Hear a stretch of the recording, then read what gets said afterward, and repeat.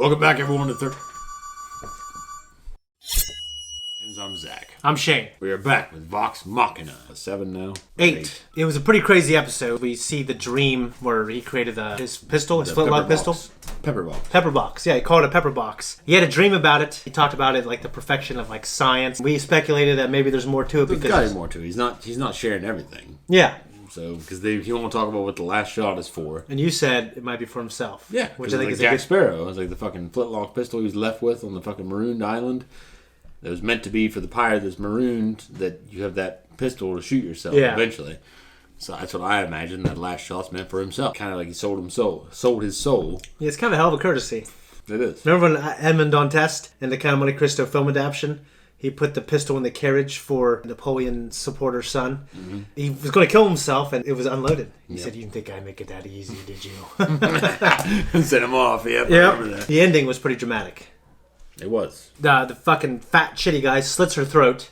But you said, and I think you're probably right, that she might be a vampire. She's already undead. There's no way that she's introduced in the way that she was. Only in a few episodes is a tantalizing story mechanism for Percy just to be killed already. Yeah. No. That would suck for him, though, if that was the case. If it's a good dungeon master, which I'm assuming it is, because this went from being a goddamn thing on YouTube to being a goddamn show that's popular, she's not going to be dead. She ain't dead. Hey guys, just to let you know, hopefully by now our Patreon is up, so you can go click on that link and you can see next week's episode now. And you can also see the full-length version of this one. So we're going to jump in. Cleanse the soul. Goddamn zealots.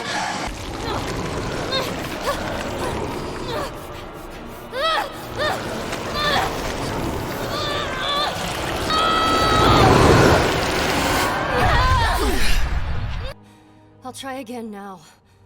It's too dangerous, Spike Trickfoot. Trickfoot. I like that. This chamber is a conduit for more energy than Proud feet! What do you think of Littlefoot? Especially. Yeah.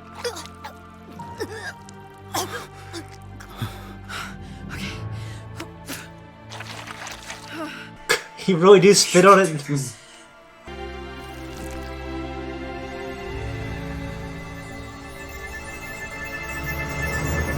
Cheers! Son of a bitch! We're all sons of bitches, Rolo!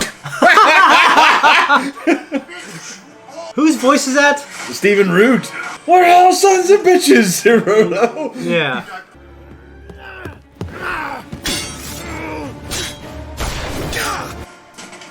It's like Metal Gear Solid 2. When you have like these fat warriors, it's always an interesting thing. And for my efforts, they have given me a great many rewards.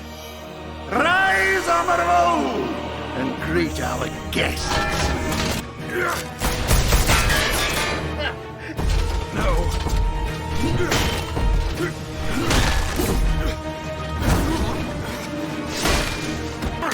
This teach you not to shoot my friends!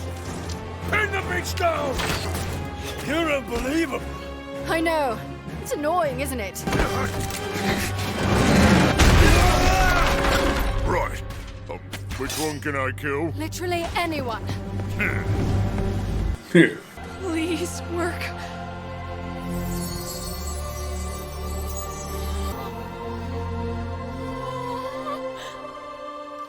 Cassandra?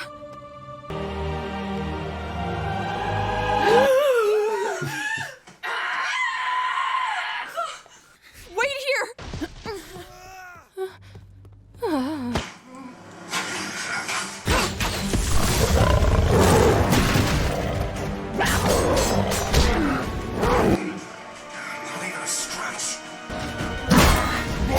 Makes you think of Full Metal Alchemist. As much as I loathe Terry to teach, Focus on killing that fat bastard. watching you skinned alive.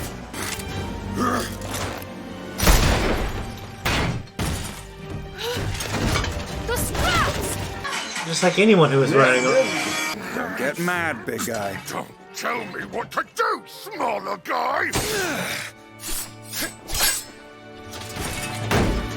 How would you like to kill your friends for me?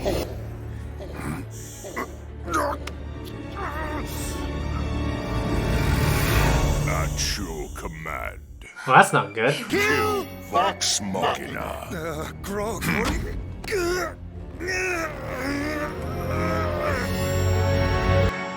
Fucking shitty motherfucker.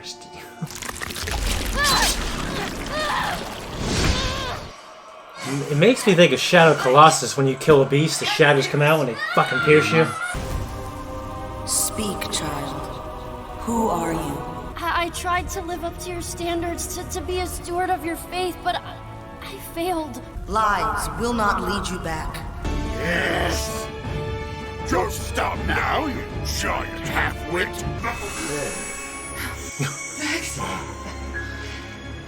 Oh, for real? There are many more resources at my disposal. I want you to know how you died and who did it to you. Your Friends.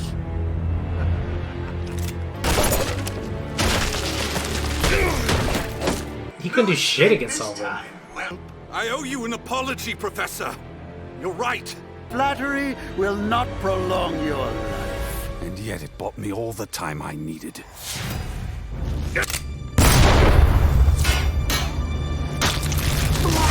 Oh, fuck! Yes! Ah! What's that thing trying to come up your asshole? Imagine. Dude, I don't want to touch that. The mask is on.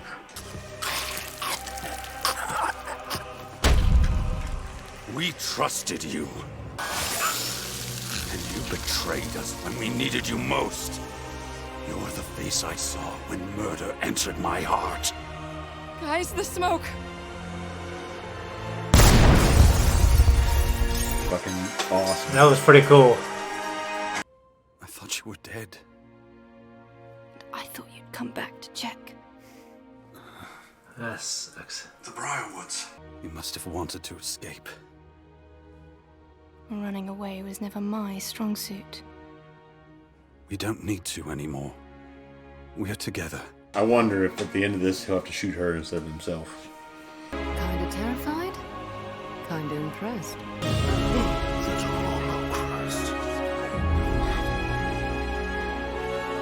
Did you need me to bring you something?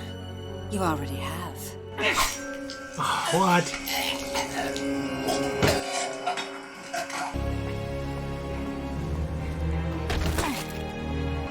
Sorry, steward. Sam and Dean, they would have been a trap.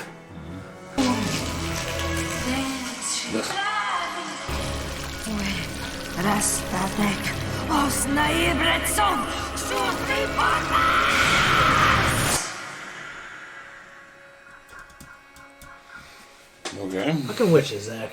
I don't much care for him. I don't know we got zombies. Army of the Dead.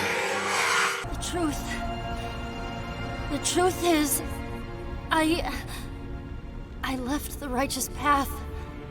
I was drawn to depravity and violence. When I'm with my friends, we mix it up, and we drink, we fight and curse, and I love it. They're why you cut off my connection to your light. Any path can be a holy one, so long as one walks it with truth.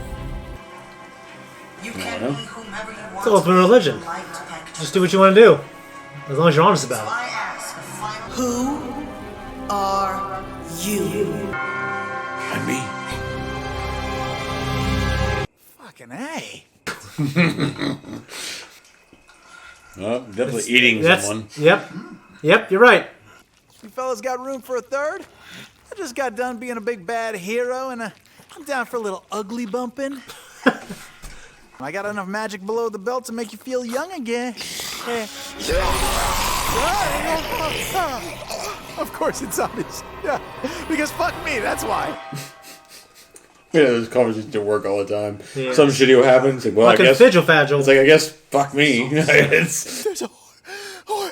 There's a whore. Yeah, not really the time for one of your whorehouse stories. No, a horde of undead.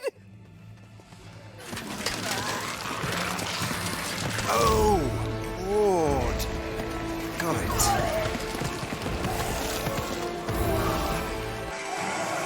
it's you got to think about. I mean, the magic has to be powerful enough to give them strength because there's no muscle there. Yeah, I've always felt that way. Nothing there. Kind of undead, you know. Yeah. That was our reaction, folks. This is our response. Our response to the news break. Our response to the fucking the events of the day. You know, there really aren't that many. Someone got stabbed here in Marietta. Someone did get murdered. Yeah. Yeah. One of Malachi's friends lived like less than half a block away from there. Yeah, it's fucking crazy. This shit's starting to happen around here. Marietta. You know, one of my questions is, when we had those undead ghost things, I mean, they were limited by the shadows, but they seem formidable as hell. Yeah. And those just, I mean, I'm probably wrong, but those seem just like run-of-the-mill undead. Well, they probably I guess I don't know, I played Magic the Gathering growing up. Yeah. And the idea of the undead or goblins, what have you, is a swarm. You have swarm decks. Yeah.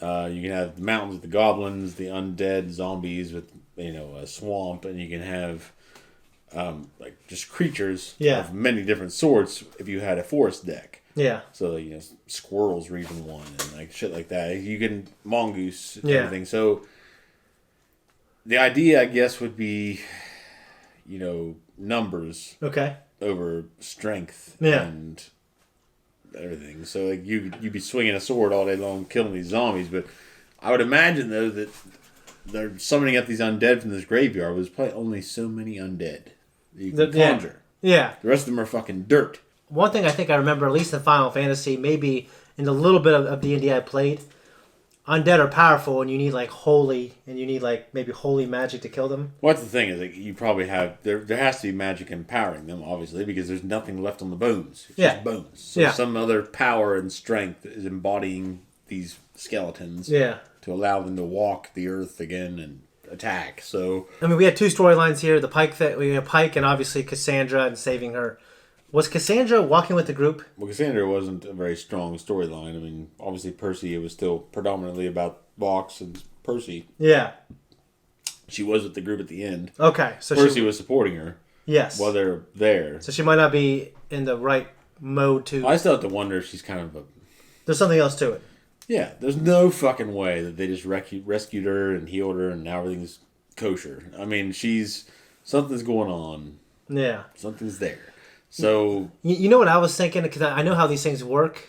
I'm trying to think, like, I know story wise they'll say, well, you have to roll this or higher to hit this person, but I'm just wondering about, okay, I'm shooting in between your armor now. Like, I wonder how that works in a game setting. You know what I mean? Or maybe it was slightly different and they changed it a little bit to make it. I don't know, because it depends on your dungeon master probably. Or what if the player said, I'm shooting between the armor? Yeah. We're all going to do that now. And they're, okay, well now you only have to roll a 5. Yeah. Now you only have to roll a 5 or higher. Yeah. Okay, that can make sense. It depends on the dungeon master. Is a complete douche? Like, well, I'm sorry, but you can't. Yeah. There's chainmail there. Yeah. Can't it? Yeah. Oh fuck. Yeah. I really enjoyed Stephen Root as Professor Anders. I mean, I hate Professor Anders. We're all sons of bitches, Gerardo. That was my favorite line of the show so far. That was pretty good. But I was so glad when Percy got. Me, dude. It's really cool. When that guy got his comeuppance. Yeah. And he got the fucking demon into him or whatever. Yeah. And blew his fucking head off. That was fucking amazing. It was really cool. And as of now, I don't know anything about Cassandra, if there's like a deeper meaning. But if it's one of those things where she did get her throat slit and it was up to Caleb to try to save her, I'm glad that she was successful. Yeah. In my head, the story will be stronger. I know what it would do for, obviously, his character if she died, but I just feel like he's experienced enough tragedy. And the fact that he left her thinking that she was dead and she thought that he gave up, I think that that's a tragic story in itself. Yeah. And there's a lot of room there to tell more good stories. I like Pike and what she's going through. So her faith, it's interesting. The Everlight just wants her to be honest with herself and not be a lukewarm Everlightist, I guess, right? If you're going to, you know what I mean? So I think that's pretty cool belief system. It is. Just be honest with yourself. We don't care what you do. Yeah. Just be honest. Yeah, you can use her fucking powers, just don't pretend like you're this when you're really that. Yeah, it's basically anti-hypocrisy, but at the same time, there's a lot of religions and belief systems out there that, if you want to be completely honest with themselves and follow through with their ultimate goals, well, why would she believe? Why would she say what she said about drinking and cursing and fighting, That had to have been, she had to have learned that, to think that it's bad. Well, she probably thought that in most, even now, traditional moral beliefs. Yeah. Like, you don't drink, you don't curse, you don't go get drunk in bars and fight and carry on Yeah. and hoot and holler. That's most people's belief system. I guess for me, I feel like she's risen to a level of proficiency in her faith to be that proficient using the Everlight. Then she had to have been doing mostly the right thing for most of her life. And then she finds out, you can do that stuff. Just be honest with yourself. Yeah, for me, I think that's more of like a modern world religion. It's like, just do what you want. Yeah. Just be honest with yourself and be good to people, that kind of thing. Yeah. And it's a modern thing, and I get it. It's not traditional, and that goes in the face of a lot of people. Yeah. A lot of people. Yeah. Especially in our neck of the woods. Yeah. Because we're in Appalachia. Yeah. And Appalachians, Yeah. this is God's country here, my friends. So America, it's all God's country, baby. Yeah, but I see why that would bother some people. Like, I was watching it thinking I can see that bothering people. Yeah. I mean, I'm glad for her character. It is the way what it is, and it is the way it is. I'm hoping she can just rejoin them now. Hear that door? Yeah. Guys, if you hear that, start storm door. Slowly coming open because we didn't close it. I didn't close it very tight. Yeah, it wasn't me. Pike's last name is Trickfoot. I like that. I like her name. Was there Proudfeet from The Hobbit? You made me think Lord of that. of the Rings, but yeah. Well, I remember something with the feet. Yeah. With the foot. Proudfeet! Yeah. It was in the movie, but yeah, they even say that in the book. So And it made me think of Littlefoot. yeah. And Land Before Time, baby. I know George Lucas obviously was heavily inspired from Lord of the Rings. I really love Willow, and there's going to be a new sequel series on Disney Plus. It's crazy to think about because, I mean, I guess I can kind of see it. Yeah. But Lord of the Rings is, I don't know. It's a literary work that wasn't developed into film until much later. It works so well as it though. It works okay. I have problems. I have a beef with the films that you know about. I know, but I think. But I'm like glad. Marvel movies people love. Yeah, but Marvel. But what I'm saying is, like Lord of the Rings. Marvel still, if you don't mind me interrupting, was still a visual medium. Yeah. When it started, I mean, you can argue for whatever you want for comics, but comics were still a visual medium. Yeah, I guess what I'm saying is like, in terms of like things that people fanboy about, like no Marvel movie has ever won an Academy Award. I think all three of those movies won multiple. So like, well, they deserved them. Yeah. But I don't always just throw in with people just because everyone says it's good. Yeah. I have my reasons for not liking them. I thought that the overarching villain is kind of a letdown. Yeah.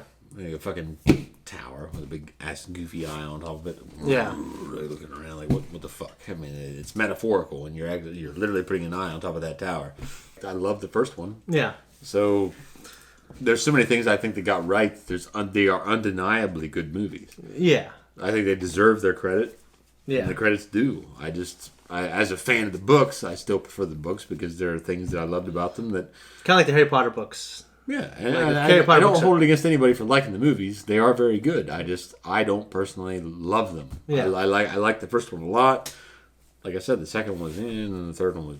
Yeah. 3 more episodes left, and I feel like with Percy, we get a little bit of resolution to his arc, and I think obviously everyone's going to have to go on their journey eventually, and there's already a season 2 confirmed. There's still unanswered questions for Percy. Yeah, you're right. Yeah, the mask, the smoke. Yeah, like this one actually Keyleth. Yeah, actually directly referenced, like, guys, the smoke. Yeah. So they're starting to pick up on the details. And also, I think the Briarwoods need to be taken out. I think in this, well, I guess they don't have to be taken out in this season, but we still. I know they should. They have to be dealt with for sure. She was conjuring up more black magic, trying to protect him. Yeah, it's like, to protect you. So maybe she's like the really powerful one. Maybe. I don't know. It's like what reason? I mean, I guess they could still love each other and still be pieces of shit.